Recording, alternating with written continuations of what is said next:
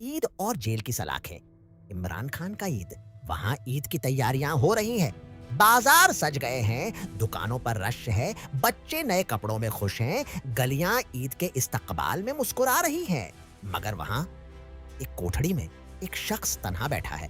वही शख्स जिसकी एक आवाज पर लाखों निकल पड़ते थे।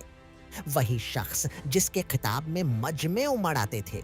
वही शख्स जिसने कभी पूरी कौम को सीने से लगाया था। आज वह जेल में है और 2-3 दिन बाद ईद है। पिछले साल भी वह यहीं थे, इस कोठड़ी में, इन्हीं सलाखों के पीछे।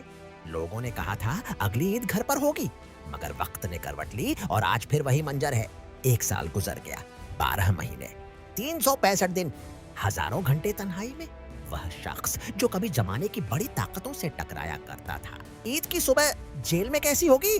जब पूरी कौम ईद की नमाज के लिए निकलेगी, वह अपनी कोठड़ी में नमाज पढ़ेंगे। जब लोग गले मिलेंगे और